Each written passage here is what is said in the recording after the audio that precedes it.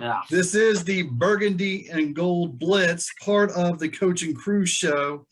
And all I have to say is hail to the football team because, wow, at extreme minimum, what an exciting game to watch. Now, yes, we'll dissect it a little bit and speak about where our possible frustrations might lie in some of the over analysis that we're about to provide. But at the end of the day, that kept you awake till midnight. Simple as that. So let's just jump right into that. And Devin, we'll let you go first. What's your initial reactions the morning after of the 30-29 victory over the Giants? It surprised me. It was one of the best Washington games I've ever seen. But they played very sloppy and just couldn't get anything going on defense. They let up a lot of stupid plays that just people trying to do too much instead of playing their position. But it was a pretty good game to watch, very intense. All right, Phil. Two things. I'd rather be lucky with a W than good with an L. And I really hope that Taylor Heineke finally shut up all his detractors. Well said. Well said. In fact, we'll go right into Heineke right now because huge fan. If the team had a nickname, I'd be buying a jersey at age 47 of the number 4 spot.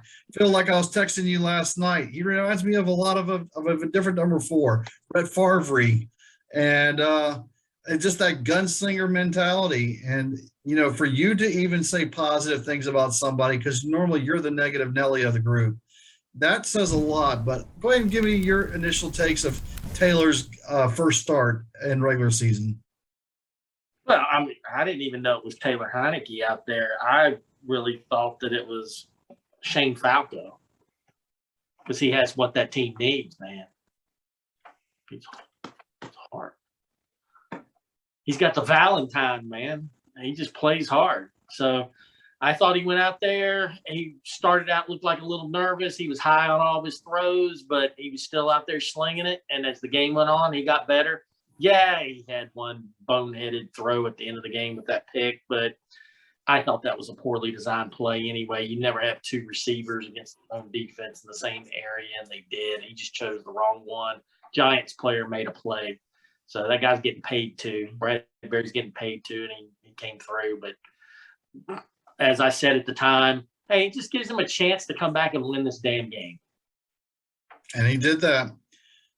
Devin, what's your thoughts on Heineke 24 hours later? I feel like if the game's on the line in the past 5 years, he's the best quarterback I've seen that can put us in the position to win that game.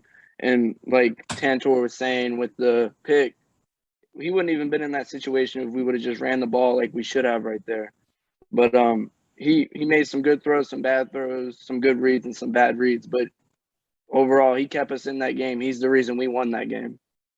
All right, because it's Washington, there's always going to be room for improvement. Let's just say that. Yeah. I personally would like to talk about the offensive line for a second because Oh, right now, No, because I'm going to let you have I know where you're going with yours, and I think Devin's going to be on the exact same page as you. But I'll take the offensive line since I know y'all are going somewhere else. And it's just the running game is never going to be existent until they get an offensive line established. Not only that, Heineke is the reason why they won, because if Fitzmagic is back there, Fitzmagic is hurt again because of the offensive line. And Heineke had the quick release and sometimes had to move around a little bit. Luckily, he wasn't just tuck and run. But the O-line after 2 games is nowhere near where it's going to be even helpful for the Washington football team and just trying to figure it out. So that's what my take is for where I'd like to see immediate improvement. I know you two guys have other areas, so I'll more than let you handle those and not just re-say the same things over and over again. But to start with the defense looking horrible. Like, there were so many zone concepts that we ran, and when you're facing an NFL QB and we can't be disciplined to stay in our zones, like Landon Collins going out and trying to make a spectacular play, leaving a wide open dude in the end zone. But we need to trust the defense a little more and go to man and send blitzing concepts because we're not getting back there with 4 to 5 rushers. We're getting a little pressure here and there, but besides that, we didn't get anything really. And then Landon Collins, in my opinion, is our Achilles heel. When Daniel Jones ran for that, yeah, ironically, he is the Achilles heel. Like when Daniel Jones ran for that 40, 50-yard touchdown that got called back, he was the edge rusher right there. All he had to do was set the edge, and that play would have been shut down. You have linebackers and linemen for the running back. He should have set the edge. I know in the scouting report, that's what they told him. Whoever has the edge, set it. He didn't. He tried to make a play and turned into bad. And then it comes down to coverage. He's horrible in coverage. When the play that they threw for the touchdown that the what's his name? Slater dropped the ball. Darius Slayton, yeah. Yeah, Landon Collins was the high safety in that, and he came down to try to pick up the tight end when that's the linebacker's job. In the corner, they were in zone, so the corner had the flats, and Landon Collins decided to go try to make a play when there was nothing there and left a man wide open in the end zone. We got lucky with the drop. We've seen Landon Collins do the same thing the past 2 seasons. It's just same old with Landon. I agree 100% on that. Landon's got to set the edge. He's got contained. He doesn't do it. It's just Landon being Landon, freelancing out there, and he's not Troy Polamalu, okay? He's not. Mm-hmm. So stop trying to be Troy Polamalu. Number one, his hair's not that great. So he cannot be Troy. And he's hurting the defense. So he's got to find his way onto the bench. Our defense isn't any good. And I go back to the point of we don't have the players to play Ron Rivera's defense. I liked when they put Davis in there at the end of the game when they went base. Davis actually made some plays. Not a couple times he's standing around picking his nose, but on one play in particular at the end of the game, the Giants really schemed us up. And when Jason Garrett can out-scheme you, there's a problem right there in itself. But Jason Garrett schemed up Shepard being on a linebacker, but it was on Davis. And I saw Shepard cut across the field with Davis on him, and Davis was right there with him step for step and had him glued down. And it's like, wow, that kid's got some talent. He could play. So he's going to make some mistakes, but we both know that Bostic can't play and neither can Holcomb. So let's put Davis out there and just let him get his education now, and let's take this bell curve and try to step it up a little bit. I mean, Bostic might be a great guy. Pre-snap, he might be an all-pro. But let's put it this way. After the ball is snapped, he's probably D2 or D3. Go ahead, Devin. My personal opinion on Bostic, Cole Holcomb, and our linebacking core is they're not made for a 5-3. 5-3, you have to have coverage linebackers. They can't cover a snail out there. They were getting torched. Right. Yeah, and they can't drop back in their zones either. So they're just not a very good look for us. And then we know the backups. I mean, the Ravens are still scoring on our backups from that preseason game. Well, but here's the thing. This is now year 2 into this regime. So you can't use not these guys players or not the players anymore, because by this point, after 2 full rounds of cuts, a season's worth of cuts or whatever, they would have been gone. So the coaching staff has put their thoughts and process in with these guys for whatever the reasons. Maybe it's the formations. I don't know. I can't throw rocks at the coaching staff with this game because in that fourth quarter, Jack Del Rio threw the playbook at the Giants. He really did. He went to a 5-man line. They ran a 5-2. They ran a 5-1. They ran a 3-3. They ran base 4-3.